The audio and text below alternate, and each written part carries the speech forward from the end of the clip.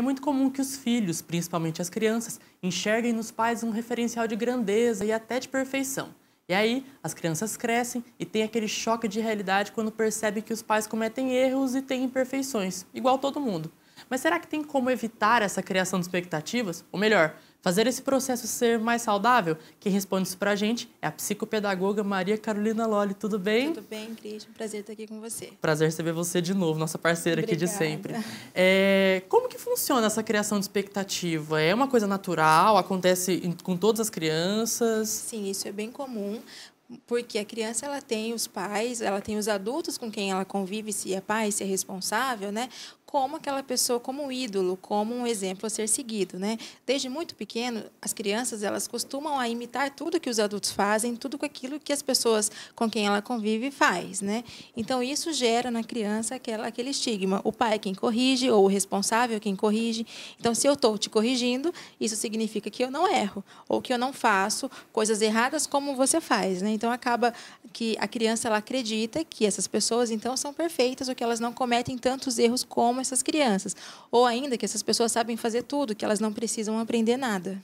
É uma questão até de se sentir protegido, né, se for parar para pensar. Isso, é bem isso mesmo. A questão da proteção, a criança se sente segura, na verdade, com a pessoa que cuida dessa criança, né, que dá banho, que supre as necessidades básicas ali, diárias, né, e com a pessoa com quem a criança, que alimenta a criança, né. Consequentemente, se eu dou banho na criança, se eu alimento a criança, se eu converso com a criança, se eu sou a pessoa com quem mais essa criança conversa, né, essa criança ela vai se espelhar em mim. Então ela acaba gostando das coisas que eu gosto também, né? Isso é muito comum com os filhos ali, os filhos menores, até os 6 anos. Então se a mãe gosta de determinada fruta, a maioria dos filhos eles gostam também de determinada fruta, né?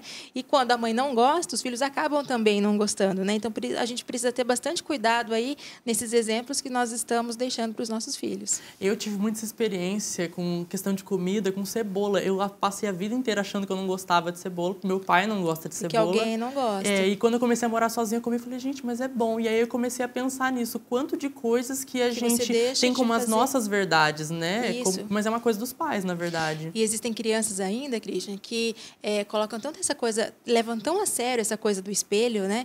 Que às vezes a mãe fala uma coisa e o pai fala uma coisa diferente. Mas essa criança passa mais tempo com a mãe, ali a mãe quem alimenta, a mãe quem dá banho, a mãe que dá mais cuidado para essa criança. Então ela pergunta se aquilo que o pai está falando é verdade para a mãe. Então não acredita no que o outro, mesmo sendo responsável também por ela, está falando. Então a gente precisa ter cuidado ali, discernimento, para deixar com que essas duas pessoas sejam referencial dessa criança. E aí cresce, e aí percebe que, né, não é essa perfeição toda. E muitas crianças que depois se tornam adolescentes e adultos acabam ficando revoltadas com os pais. Como que lida com isso? Isso é muito importante, a gente falar um pouco sobre os erros, né? Todo mundo erra, todo mundo é passível de erro, todo mundo comete exageros. Então, toda vez que você comete alguma coisa errada, toda vez que você exagera um pouco com as crianças, a importância do pedir desculpa. Falar, olha, não deveria ter feito assim, né? Porque às vezes a gente corrige a criança, corrige o nosso filho, corrige quem é mais novo que a gente, só que nós não demonstramos para essas pessoas que nós estamos corrigindo, que nós também cometemos erros, né? Então, isso é importante também. Fiz alguma coisa errada, olha, puxa vida, tá vendo? Da mesma forma como você errou, eu também preciso aprender a fazer tal coisa. Então, o fato da gente sempre estar aprendendo algo novo é importante, né? E você ressaltar isso para os pequenos é muito mais importante. Então, o fato de o pai ou a mãe procurar fazer alguma coisa nova, aprender uma nova habilidade, aprender uma língua, fazer outro curso, sabe? Isso é importante porque serve de espelho e as crianças começam a perceber que essa pessoa não é suprema em relação a ele. E que elas também têm que se desenvolver, né? Claro, assim, se meu pai está fazendo alguma coisa, nossa, está se desenvolvendo, eu também tenho que fazer isso. Então, buscar coisas novas também, né? A gente cobra tanto que as crianças, por exemplo, leiam livros diferentes. Só que a criança nunca viu o pai com o livro na mão. Então, dá a impressão que o pai não precisa ler para aprender, que ele já sabe de tudo. Então, a criança, no subconsciente dela, ela guarda uma falsa imagem de que quando ela crescer, ela também não vai precisar ler, porque ela vai aprender tudo, assim como o pai dela já sabe tudo, entende?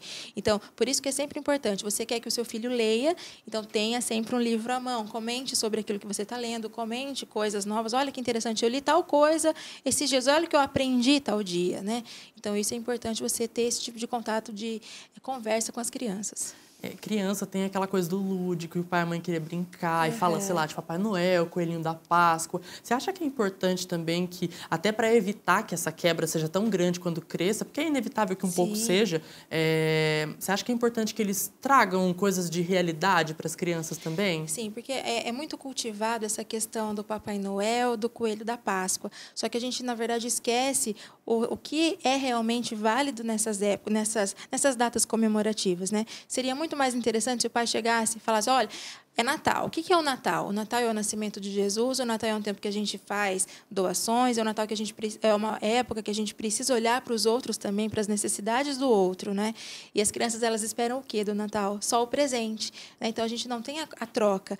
Então trazer essas datas especiais, essas datas que a gente tem o Coelhinho da Páscoa, o Papai Noel, que tem o personagem, e trazer algo de sentido para a criança. De história também, com né? certeza. A criança, ela vai se lembrar disso, vai se lembrar dos pais, vai se lembrar da pessoa que foi fazer uma doação, da pessoa que foi conversar com alguém no asilo nessa época. Essa imagem vai ser muito mais marcante do que o fato de ter um personagem ali específico ou especial para aquela data. E a criança que cresceu e tá com essa coisa com os pais, tem como consertar isso? Ou é uma coisa meio que irreparável? Pois é, Cristian. Tudo que a gente leva para a fase adulta é muito mais difícil de ser tratado, entre aspas, né? Porque esses estigmas, a gente cresce, a gente vai formando uma personalidade nova. E quando a gente chega com essa personalidade já formada na fase adulta, é muito difícil você quebrar esses paradigmas que foram construídos, né? Por isso que nós vemos pessoas egoístas, por isso que nós vemos pessoas tão difíceis de lidar com elas, que se acham, né, os donos da verdade. Tem gente que a gente não consegue debater, explicar o nosso lado, porque acha que aquilo que ele está falando é a lei máxima, né? É uma verdade absoluta. Né? Isso. Porque enquanto era pequeno, talvez, o pai educou como se aquilo que o adulto fala, aquilo que eu falo é uma razão certa, é aquilo que eu preciso levar para frente, né? Então, o fato de você ter essa maleabilidade com as crianças é muito importante justamente pelo desenvolvimento da personalidade, que se dá ali por volta dos 7 anos até os 9, 10 anos. A gente precisa ter essas conversas mais abertas e explicar para a criança que ela tem muito a aprender ainda e que não é só ela que aprende, né? Todos nós erramos, todos nós precisamos aprender alguma coisa. Muito obrigada pela sua participação. Imagine, a gente espera Cris. você aqui na semana que vem, né? Com que certeza. É de lei já.